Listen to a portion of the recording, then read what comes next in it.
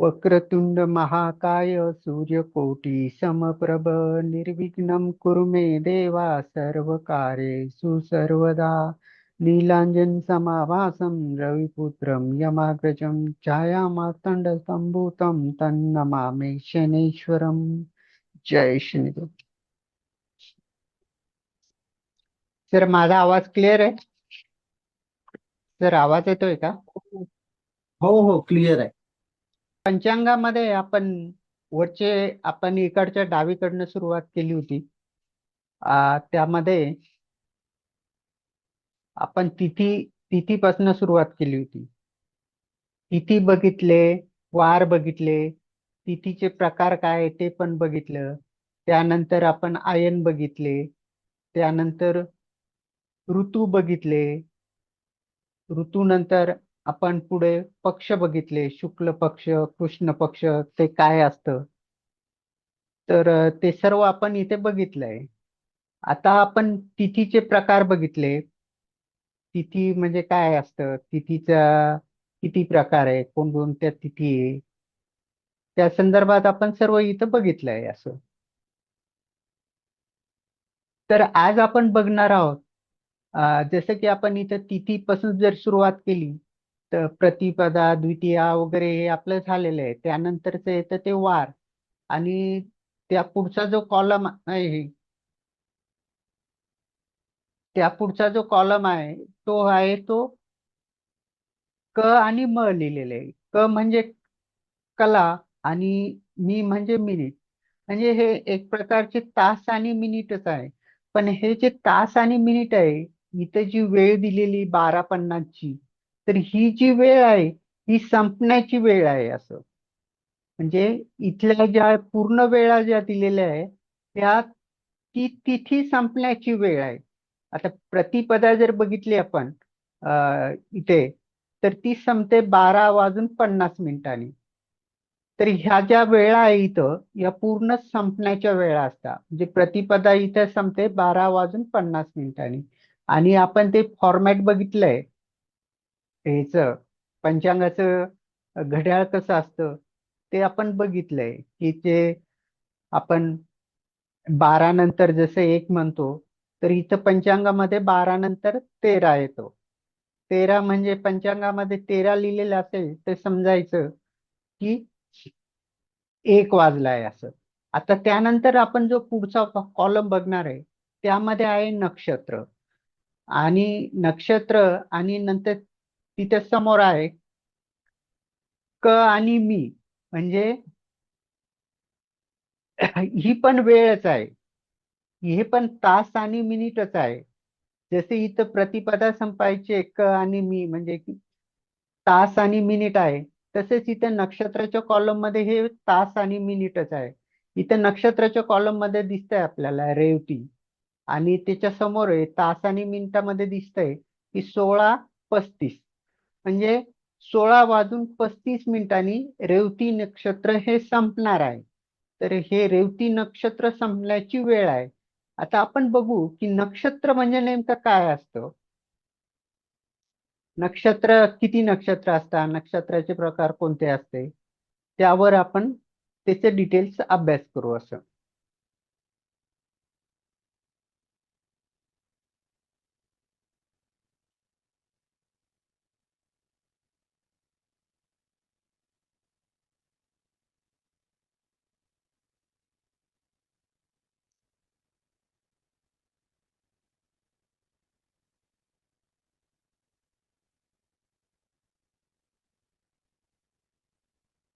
तर नक्षत्र म्हणजे काय?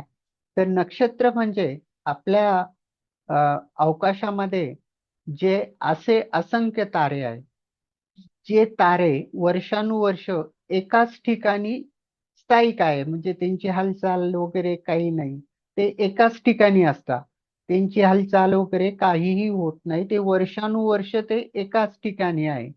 आणि ह्या ताऱ्यांची असं जर बघितलं आपण तर त्याची एक आकृती तयार होते. तर ह्याच ताऱ्यांच्या आकृतीवरून आपण राशींना नाव दिलेले आहे. जशी आकृती असेल तसं त्या राशींचं नाव पडतंय. तर हे ज्या तारे आहे, हे पूर्ण 27 तारे आहे. आपल्या याच्यामध्ये अवकाशामध्ये. तर हे 27 तारे म्हणजे हेच ताऱ्यांना आपण नक्षत्र असे म्हणतो. जेव्हा अवकाशात ताऱ्यांचा समूह म्हणजेच नक्षत्र हे आपण थोडक्यामध्ये लक्षात घेऊ शकतो. चंद्र जेव्हा पृथ्वीभोवती फिरतो, तो रोज फिरत असतो. तो वेगवेगळ्या तारांच्या समूहाजवळून जातो. असे असंख्य तारे म्हणजे असंख्य वर्षापासून जे स्थायी आहे ते तिथं ना तिथेच आहे, त्यालाच आपण नक्षत्र म्हणतो. तर ह्या नक्षत्राचा जो विस्तार असतो म्हणजे यांनी जी जागा व्यापलेली असते ते असती 13°20'. म्हणजे एक नक्षत्र जर बघितलं आपण तर हे 13°20' एवढे ही जागा व्यापलेली असते. तर असे आपले एकूण 27 नक्षत्र आहे. तर त्या 27 नक्षत्राची जर आपण नावं बघितलं तर आपली सुरुवात होते अश्विनीपासनं. अश्विनी, भरणी, कृतिका, रोहिणी, मृगशीर्ष, आद्रा, पुनर्वसू, पुष्य, अश्लेषा, मघा, पूर्वा फाल्गुनी, उत्तरा फाल्गुनी, हस्त, चित्रा, स्वाती, विशाखा, अनुराधा, ज्येष्ठा, मूळ, पूर्वाषाढा, उत्तराषाढा, श्रवण, धनिष्ठा, शतभिषा, पूर्व भाद्रपदा, उत्तर भाद्रपदा आणि रेवती. तर असे सगळे जे आहे हे सर्व 27 नक्षत्र आहे. आता आपण हे नक्षत्र यांची नावे आपल्याला एवढं वावरत नाही आपण म्हणजे जीवनामध्ये यांचा आपला काही संबंध पडत नाही असं. पण याचा जो आहे तो पंचांगाला नक्षत्रामध्ये खूप प्राधान्य आहे.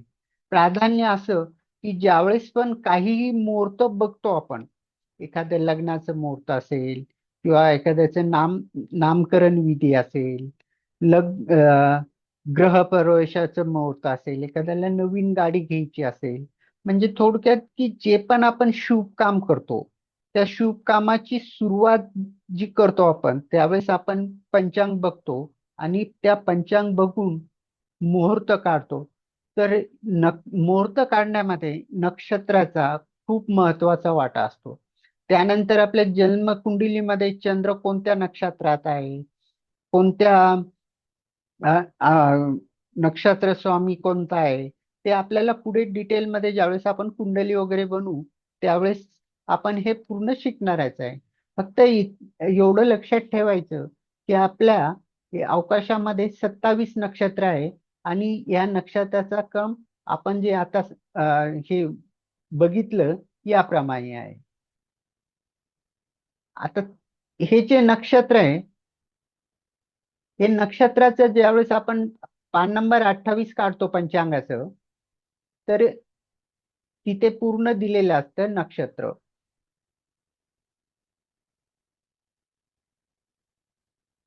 आता हे बघा इथून जे आहे 1 तारखेला जे नक्षत्र आहे ते रेवती नक्षत्र आहे आणि ते कधी संपतंय ती संपण्याची वेळ इथे दिलेली आहे 16:35 म्हणजे 4:35 हे रेवती नक्षत्र संपतंय. आता हे 4:35 संपलं त्यानंतर जे पुढे जे सुरुवात होतं ते अश्विनी नक्षत्र सुरुवात होतं. अश्विनी जे क्रमाप्रमाणे येत आहे. अश्विनी अश्विनी हे जे नक्षत्र आहे ते 13:45 इथे 2 तारखेला संपतंय. तर त्यानंतर जे सुरू होतं अश्विनी नंतर जे होतं ते भरणी येतं. त्यानंतर मग कृतिका, रोहिणी, मृगशीर्ष असे आपण जे क्रम बघितले या सर्व क्रमाप्रमाणेच हे नक्षत्र येतात. आणि ज्यावेळेस शेवटचं 27वे नक्षत्र संपतं त्यावेळेस ते परत सुरुवात त्याची अश्विनी भरणी अशीच होते. आणि हे इथे जे तास आणि मिनिट आहे इथे हे संपण्याच्या वेळा इथं दिलेल्या असतात का हे जे नक्षत्र आहे ते किती वाजता संपतं. आता कृतिका हे नक्षत्र 8:50 संपतं. तर हे कृतिका 8:50 संपल्यानंतर लगेचच पुढचं रोहिणी नक्षत्र लागतं. म्हणजे इथे हे जी असतं हे पूर्ण संपण्याच्या वेळ आहे. फक्त एवढं लक्षात ठेवायचं. हा जो कॉलम आहे आपला इकडचा जो कॉलम आहे हा तर एवढ्या कॉलम मध्ये एवढ्या जिथं पण वेळ आहे तास आणि मिनिट सेकंद वगैरे जे आहे, या सर्व वेळा म्हणजे संपण्याच्या वेळा आहे, की त्यावेळेस ते नक्षत्र संपतं किंवा ती तिथी संपती किंवा ते करण संपतं. हे जे आहे ही टोटली संपण्याच्या वेळा इथं दिलेले आहे, फक्त एवढं लक्षात ठेवायचं.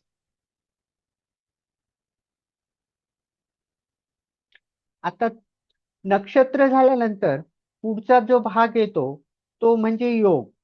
आता हे नेमकं योग काय आहे, किती योग असतात आणि या योगांचा म्हणजे परिणाम काय होतो, हे कशासाठी वापरल्या जातात, त्याचा अभ्यास आपल्याला इथे बघायचा आहे. जसं तिथीचं महत्व पंचांगामध्ये आहे, त्याचप्रमाणे वार योग असं प्रत्येक ह्या जे 5 जे भाग आहे पंचांगाचे, याचे प्रत्येक भागाला तिथंच तेवढंच महत्व दिलेलं आहे. आता योग म्हणजे नेमकं काय असतं ते आपल्याला बघायचंय. योग म्हणजे आहे ते चंद्र आणि सूर्य यांचं यांच्यातली जी स्थिती, म्हणजे थोडक्यात की सूर्य आणि चंद्र यांच्यातले जे अंश एकत्र करून काढलेली स्थिती असते त्यालाच योग असे म्हणतात. म्हणजे चंद्र आणि सूर्य प्लस 13.20 म्हणजे नक्षत्राचं जो व्याप्ती आहे ती जर भागली तर मग आपल्याला एक योग तयार होतो. अशा प्रकारे एकूण जसे की 27 नक्षत्र आपण बघितले, त्याचप्रमाणे सर्व जे योग आहे ते 27 योग आहे आणि एका योगाचा विस्तार हा 13 अंश 20 मिनिटे इतकाच आहे. तर हे योग म्हणजे नेमकं काय आहे, तर हे योगाचा जर क्रम बघितला आपण, तर पहिला जो योग येतो तो विष्कुंभ योग येतो. त्यानंतर दुसरा प्रीती, त्यानंतर आयुष्यमान, नंतर सौभाग्य, नंतर भूषण, नंतर अतिगंड, सुगर्मा, धृती, शूल, गंड, वृद्धी, ध्रुव, व्याघात, हर्षण, वज्र, त्यानंतर सिद्धी, नंतर वेतिपता, परिव, शिव, सिद्ध, साध्य, शूल, शुक्ल, ब्रह्म, इंद्र आणि वेगृती, असे एकूण जे आहे ते 27 योग आहे.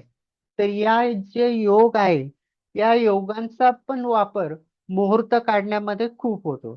जसं की आपण लग्नाचे, वास्तुशांतीचे वगैरे जसं मुहूर्त काढतो, ज्याप्रमाणे कर्णाला जसं करण आहे, त्या कर्णाचे जे ज्यांना मुहूर्त काढताना जेवढं व्हॅल्युएशन दिलं जातं किंवा जेवढं महत्व दिलं जातं, त्याचप्रमाणे योगांचं पण, म्हणजे योगाला पण मुहूर्त काढताना खूप महत्वाचं असतं. आता यामध्ये जे योग आहे हे 27 योग, यातले काही योग शुभ आहे आणि काही योग अशुभ आहे. तर शुभ योग कोणते आणि अशुभ योग कोणते हे आपण बघू आता. तर शुभ योगामध्ये जो योग येतो तो पहिल्या नंबर येतो तो सौभाग्य योग. सौभाग्य, त्यानंतर सिद्ध, नंतर शूल, नंतर ब्रह्म, त्यानंतर शिव, त्यानंतर प्रीती, नंतर आयुष्यमान इत्यादी जे योग आहे ते शुभ मानल्या जातात. म्हणजे मुहूर्त काढताना किंवा आणखी ज्यावेळेस आपण बघिततो पंचांगामध्ये, तर त्यावेळेस मुहूर्त काढताना किंवा कोणत्याही कामासाठी हे जे आपण जे बघितले आताचे योग हे शुभ मानले जातात. तर हे शुभ तर आहेच, मग यामधले अशुभ योग कोणते, तर अशुभ योगामध्ये विषकुंभ, अतिगंड, शूल, व्याघात, वज्र आणि वेतिपात हे जे योग आहे ते पूर्णपणे अशुभ मानल्या जातात. या योगावर कोणतेही नवीन कामाची सुरुवात करत नाही. मुहूर्त काढताना या योगाचा विचार केला जातो. जसं की आपल्याला एखादी ग्रह शांतीचं मुहूर्त काढायचंय, वास्तुशांतीचं किंवा म्हणजे विवाहासाठी, त्यावेळेस आणि त्या तिथीला जर हा योग असेल, जसं की विषकुंभ, अत्तिगंड, शूल, व्याघात, वज्र आणि वेतिपात, तर हे जे योग आहे तर या योगामध्ये कोणतेही शुभ काम करत नाही, कोणतेही शुभ मुहूर्त काढत नाही. आणि हे वज्र आणि व्यतिपात हे जे दोन योग इतके अशुभ आहे की या योगावर जर एखाद्या बालकाचा जन्म झाला तर त्याची शांती करावी लागते. आपण म्हणतो ना की शांती करावं लागेल, शांतीचा काही विषय असतो. तर ही योगाची जी शांती असते ना, तर हे दोन योग आहे, यामधले 9 योगांची शांती करावी लागते. ते आपण ज्यावेळेस पुढे बघू त्यावेळेस ते सांगितलं जाईल. पण आता जरी लक्षात ठेवण्यासारखं फक्त इथे एकच पॉइंट आहे की अशुभ योग कोणते, ते विषकुंभ, अतिगंड, शूल, व्याघात, वज्र आणि वेतिपात इत्यादी हे जे योग आहे ते अशुभ आहे. आणि शुभ मध्ये सौभाग्य योग, सिद्ध योग, शुभ, ब्रह्म, शिव, प्रीती, आयुष्मान इत्यादी जो योग आहे ते शुभ मानल्या जातं असं. ठीक आहे, इथपर्यंत समजलंय सर? हो सर. समजतंय ना? आता हो हो हो. यामध्ये आपण जे योग बघितले ते विषकुंभ, व्याघात, वेतिपात, परी, वैगती, गंड, अतिगंड, शूल, वज्र हे जे 9 योग आहे ते अशुभ योग आहे. आणि उर्वरित जे योग आहे ते शुभ आहे. योगावर जर जन्म झाला तर बालकाची शांती करावी लागते. तर ही जी शांती असते ती कधी करावी लागते, तर ह्या योगावर जर जन्म झाला तर बालकाची 12व्या दिवशी शांती करावी लागते. त्यावेळेस कोणताही मुहूर्त बघायचा नसतो आणि कोणतंही काही बघायचं नसतं. या अशुभ योगावर जर जन्म झाला तर 12व्या दिवशी शांती करावी लागते. नाहीतर अन्यथा जसं जसं बालकाच्या जन्मामध्ये वाढ होते, जसं जसं वय वाढत जातं, मग पुढे त्याला अडचणीचा वगैरे सामना करावा लागतो. तर त्या नेमकं कशा कशा अडचणी असतात. तर आता विषकुंभ योगावर जर कधी जन्म झाला तर त्याला नेहमी अडचण, अडसर आणि कोणतेही काम न होणे, मानसिक शांतता नसणे, अशा प्रकारचे त्रास त्या बालकाला होतो. त्यानंतर व्याघात म्हणजे जोरदार पडणे. जसं की व्याघात योग बघितला आपण, तर व्याघात योगाचा अर्थ होतो की जोरदार पडणे. म्हणजे जसं की सगळं काही व्यवस्थित चालू असतं आपलं आणि एकदम आपण खालच्या थराला येतो. जसे एक प्रकारचं आपण सापशिडी बघतो, तर खाली जर असलं आणि आपल्याला लाईन जर सापडली तर आपण डायरेक्ट टोकावर जातो. त्याचप्रमाणे जर असा योग जर आपल्या या योगावर जर जन्म झालेला असेल आणि त्याची आपण जर शांती वगैरे नाही केली तर आपण जी वरची स्टेज असते त्याहून कधी खाली येऊ आणि कधी परत पूर्वस्थितीवर येऊन जाऊ याची काही गॅरंटी नसते. त्यामुळे व्याघात ह्या योगाची शांती करावी लागते. त्याच्यानंतर वितिपात. वितिपात म्हणजे पण असं यामध्ये जमीनदोस्त होणे म्हणजे नाहीसे होणे. आपण जे म्हणतो की होतच नव्हतं झालं, सगळं व्यवस्थित चालू होतं आणि मध्येच अचानक काय झालं की जे काही होतं का नव्हतं असंच होऊन गेलं. अशा प्रकारचा त्रास हा व्यतिपात योगावर जर जन्म झालो तर तुझ्या जातकाला होतो. आता परी म्हणजे एक हत्यार असतं, जसं राक्षसाचं हत्यार आहे, तर त्याच या योगाला असं नाव दिलेलं आहे परी. तर एक हत्याराप्रमाणे याचं वर्णन केलेलं आहे ज्योतिषशास्त्रामध्ये. वैगुती म्हणजे धैर्य विहिरीत होणे, धैर्य खचणे, मन उदास होणे, नेहमी टेन्शन मध्ये राहणे, डिप्रेशन मध्ये जाणे, अशा प्रकारचे हे यामध्ये दिसायला येतात. आणि त्यानंतर आपण जर बघितलं अ, गंड आणि अतिगंड. गंड म्हणजे काय, तर संकट येणे. अतिगंड म्हणजे अतिसंकट येणे. तर या योगावर जर जन्म झाला तर जातकाला त्याच्या संकटासाठी जास्त स्ट्रगल करावं लागतं. शूल आणि वज्र, व्यतिपात आणि वैगुती हे इतके अशुभ योग आहे की या योगावर जर जन्म झाला तर त्यांची शांती करणे बंधनकारकच आहे, कारण ही शांती केल्याशिवाय त्या जातकाला कोणत्याही प्रकारचे सुख लागत नाही. त्यामुळे या योगावर जर जन्म झाला तर जातकाच्या जन्माच्या 12व्या दिवशी शांती करायची सांगितले आहे असं. आता त्यानंतर आपण पुढे बघू.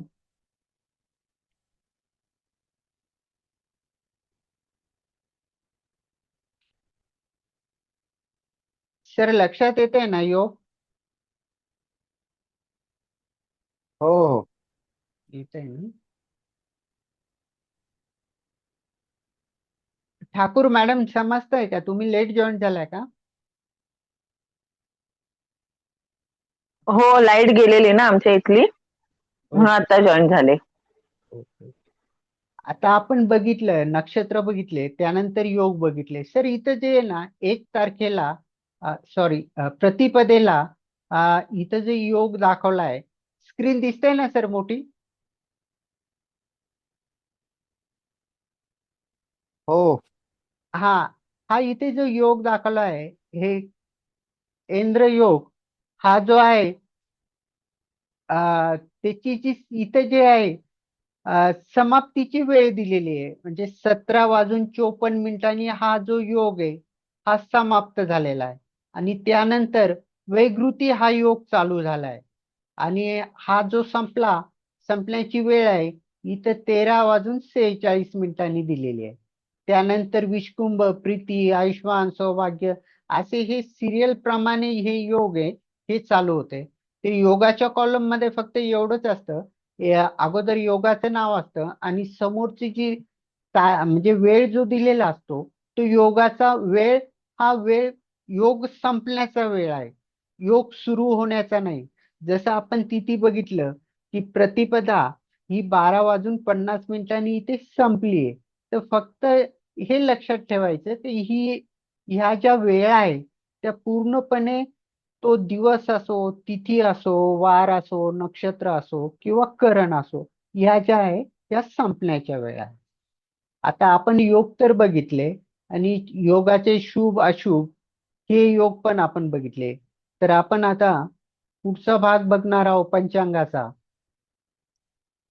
तो म्हणजे करण.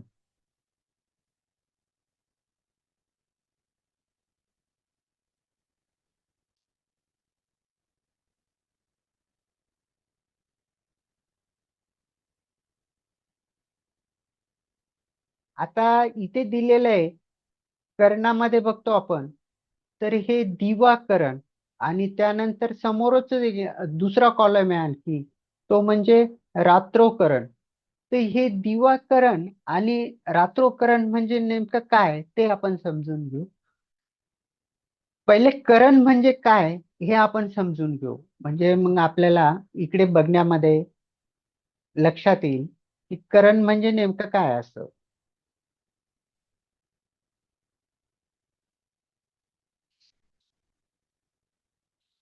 आता करण म्हणजे अर्धी तिथी असतं. जसे की एक तिथी एक तिथीचे आपण जर दोन भाग केले, तर एका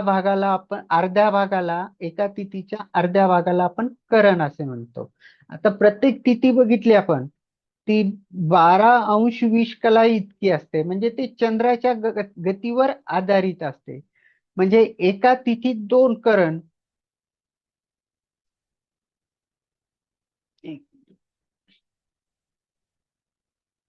म्हणजे एका राशीत, सॉरी मी तिथी सांगितले, सॉरी, एका राशीमध्ये दोन करण असतात.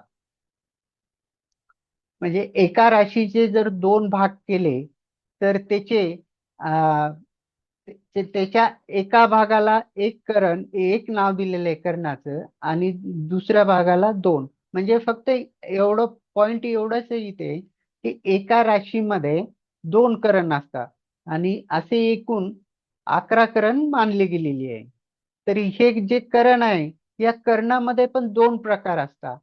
एक असतं ते स्थिरकरण, आणि ते दुसरे जे असते ते चरकरण. आता स्थिरकरण म्हणजे काय आणि ते कोणते, ते आपण बघू. स्थिरकरण म्हणजे आता स्थिर या शब्दाचाच अर्थ होतो की स्थिर म्हणजे एका जागी किंवा थांबणे किंवा म्हणजे शांत असणे. असे स्थिरकरण म्हणजे हे जे स्थिरकरण आहे हे महिन्यातून फक्त एकदाच येतात, त्यामुळे ते स्थिरकरण असं त्याला नाव दिलेलं आहे. तर हे जे स्थिरकरण आहे जसं की शकुनी, चतुष्पाद, नाग आणि विस्तुम्न, हे जे चार करण आहे हे स्थिर करण आहे, म्हणजे हे महिन्यातनं एकदाच येतात. आता त्याचप्रमाणे जे चरकरण आहे, दुसरा भाग आहे चरकरण. ते चरकरण म्हणजे कसं वारंवार येतात, एका मागोमाग एक हे येतच चालतात. तर यामध्ये चरकरणामध्ये जर बघितलं आपण, बव, बालव, कौलव, तैलीज, गरज, वणीज आणि विष्टी. विष्टी हे स्थिरकरण आहे. विष्टी म्हणजे ते भद्रा आणि विष्टी हे एकच नाव आहे. तर हे जे करण आहे ते स्थिरकरण आहे.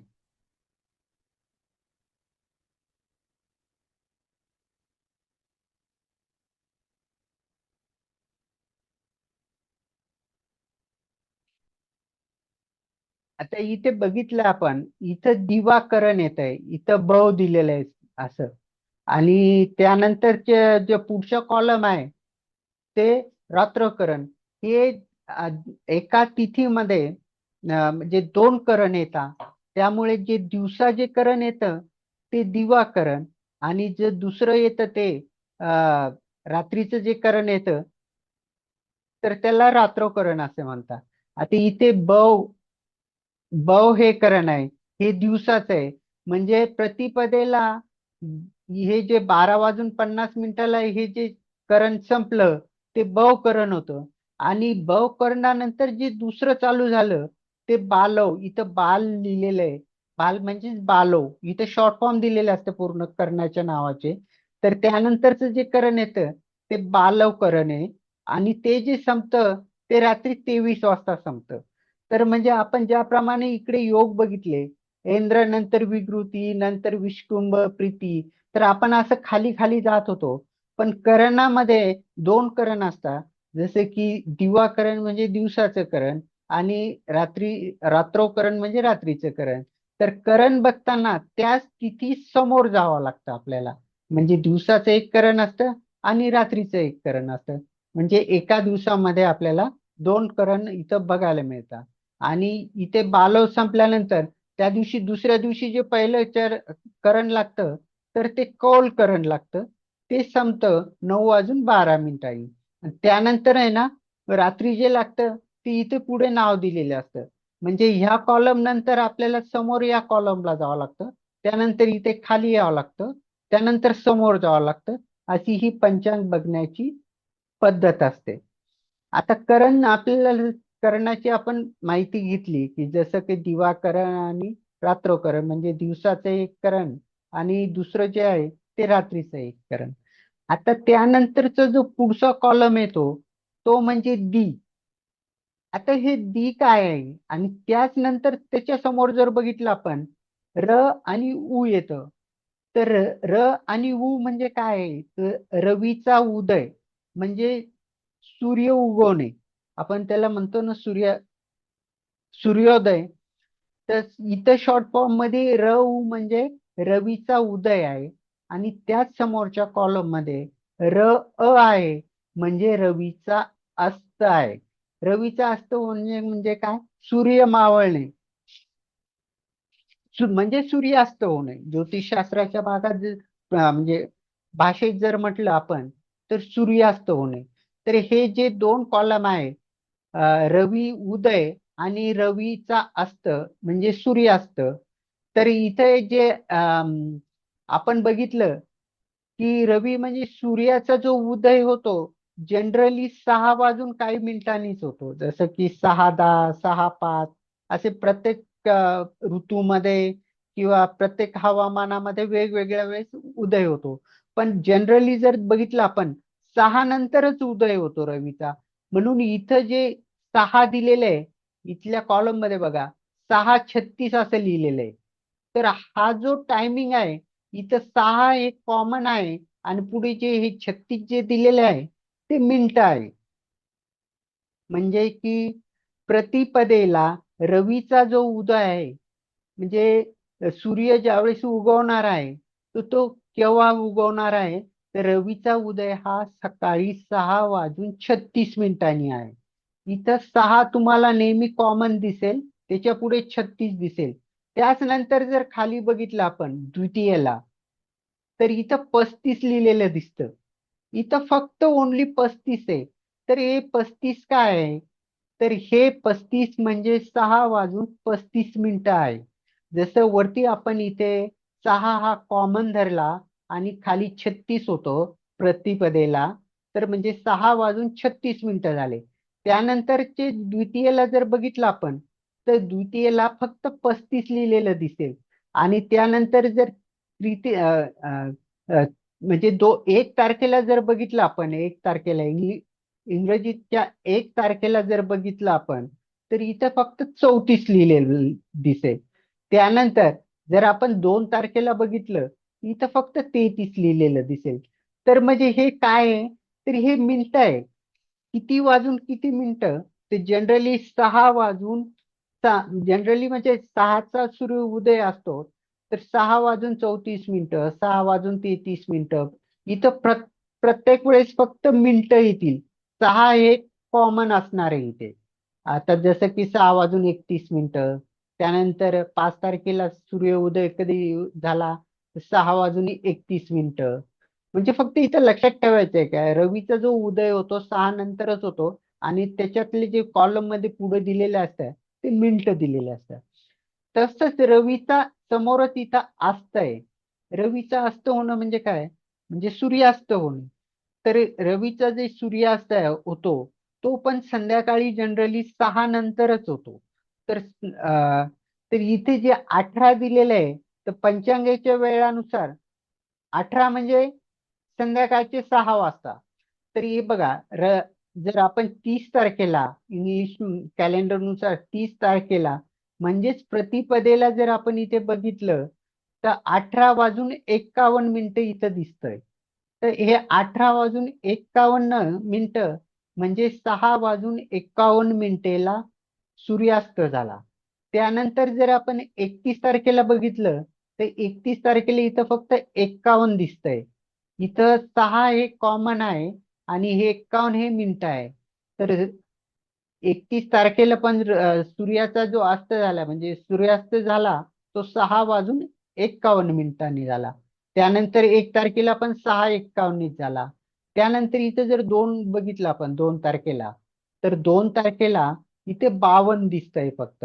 तर म्हणजे त्या दिवशी 2 तारखेला सूर्यास्त जो झाला तो 6:52 झाला. जसं रवीचा उदय इथं कॉमन 6 धरले, तसंच रवीचा अस्त हा इथं कॉमन 6 धरले आणि पंचांगाच्या भाषेमध्ये इथं आपल्याला नेहमी 18 दिसणार. 18:51, 18:52, 18:53. तर 18 हे कॉमन आहे, म्हणजे संध्याकाळची 6 हे कॉमन आहे. आणि त्या समोर जे आहे ही सर्व मिनिटं आहे. तर म्हणजे 6 वाजून एवढ्या मिनिटांनी सूर्यास्ताचा अस्त झाला, म्हणजे सूर्यास्त झाला. आता हे सूर्याचा उदय बघितला आपण आणि सूर्याचा अस्त बघितला. आता यामध्ये इकडे जो कॉलम आहे तो दी लिहिलेले, सॉरी, इथे दी लिहिलेले आहे. आता हे दी म्हणजे काय आहे, तर दी म्हणजे दिनमान आहे.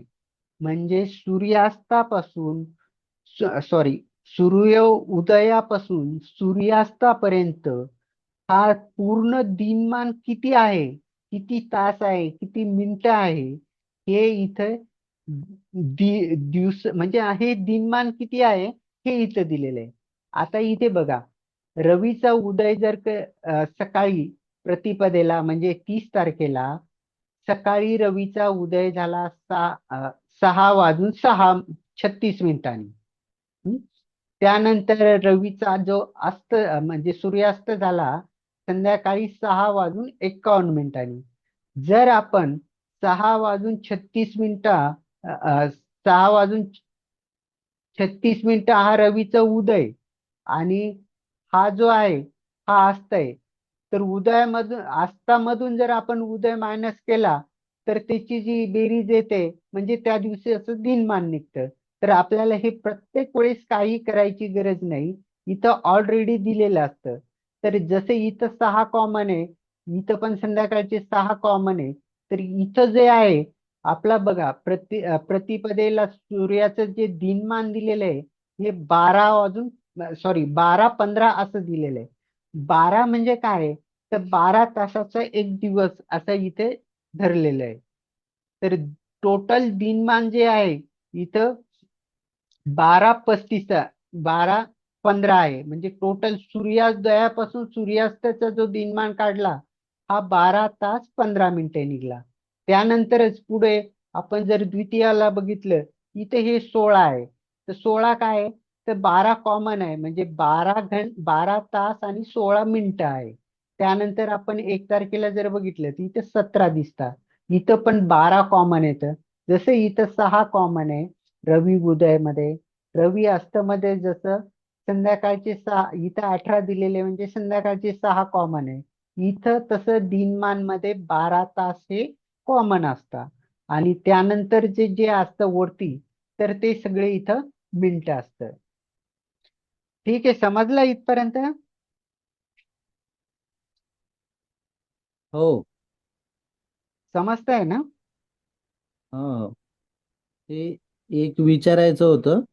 हा विचारा ना. जसं आता हे तुम्ही रवी उदय सांगितलं आणि रवी अस्त सांगितला. तर हम्म. पावसाळ्याच्या दिवसामध्ये तर रवी उदयचं तर ठीक आहे, पण अस्ताचं तर म्हणजे यांच्या ठराविक वेळेनुसार तो अस्त होतो का पावसाळ्याच्या दिवसात? हो सर, नक्कीच होतो. हे जे कॅलेंडर आहे किंवा पंचांग आहे तुम्ही बघा हा. आपल्याकडे दिसत नसेल कारण आपल्याकडे त्यावेळेस काही आभाळ असतं, पाऊस असतं, हे होतो. हा हा पण हा. पण ऍक्युरेट हे वेळेनंतर तुम्ही म्हणजे इथून जर आता जानेवारीच्या 31 तारखेला सूर्याचा उदय कधी होणार ते आजच पंचांग मध्ये बघू शकता तुम्ही.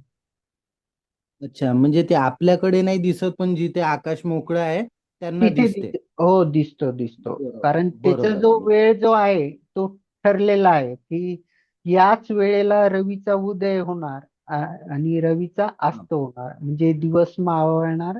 आणि दिवस आपण तुम्ही हा. युट्यूबला वगैरे बघा पंचांग येतं आजचं आजचं पंचांग येतं त्यामध्ये हे सर्व लिहिलेलं असतं. रवीचा हो उदय हो कधी, रवीचा अस्त कधी. आता हो ते हो. तुम्ही गुगल वरती दाखवतो.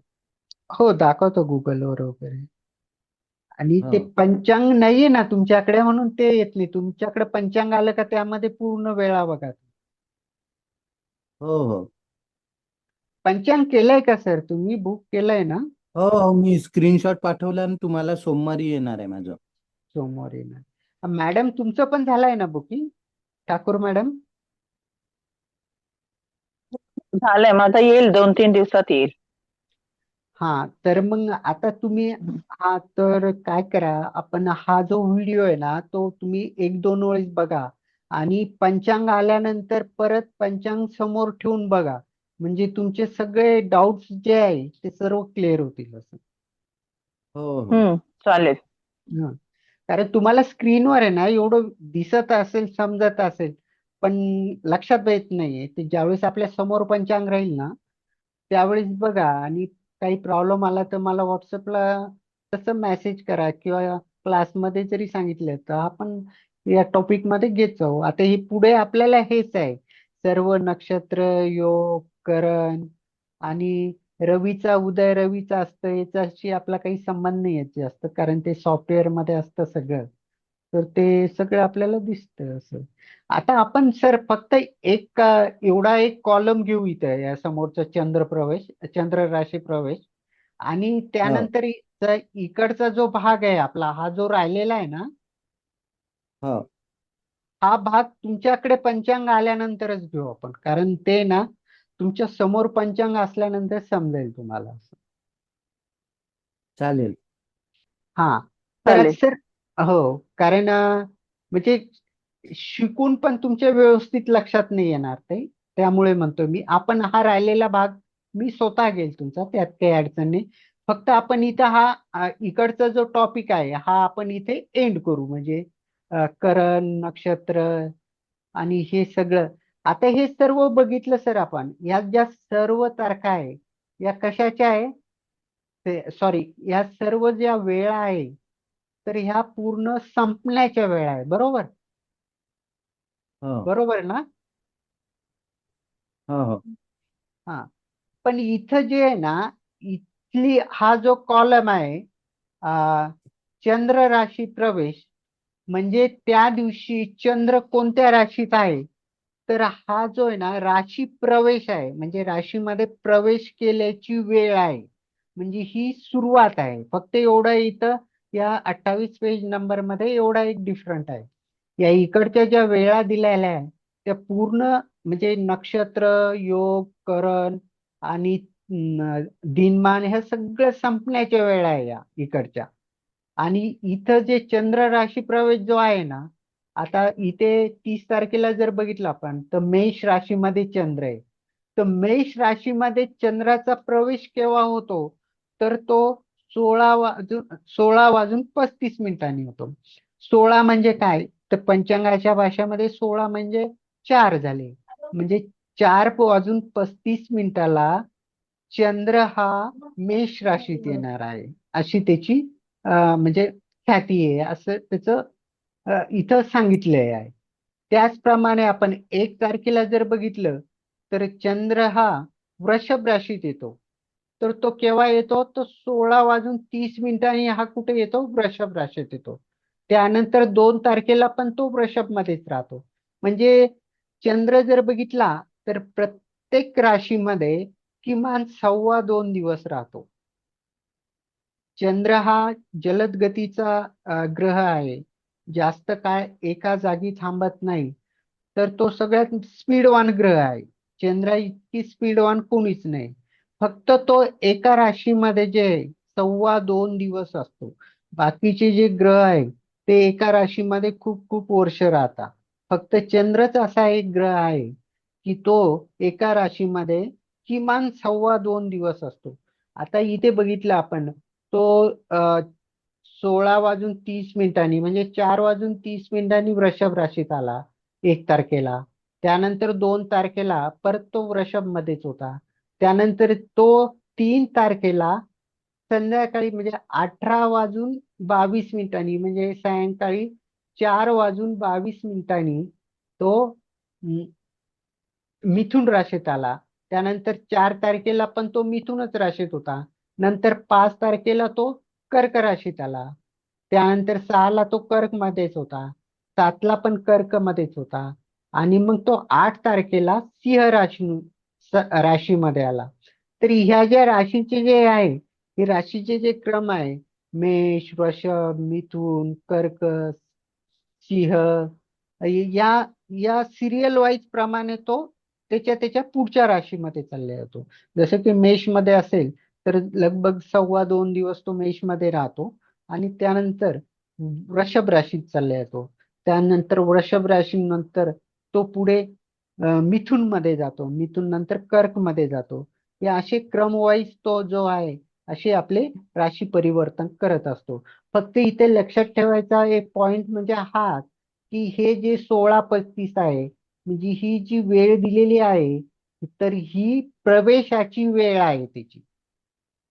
तिथून तो या राशीमध्ये यावेळी प्रवेश झाला. जसे की 16:35ला तो मेष मध्ये आला आणि त्यानंतर तो वृषभ मध्ये कधी गेला, तर वृषभ मध्ये तो 16:30ला जाईल. तर ही जी वेळ आहे ही चंद्रची राशी प्रवेश आहे, म्हणजे राशीमध्ये चंद्राने प्रवेश केला ती वेळ आहे. ठीक आहे, समजतंय का?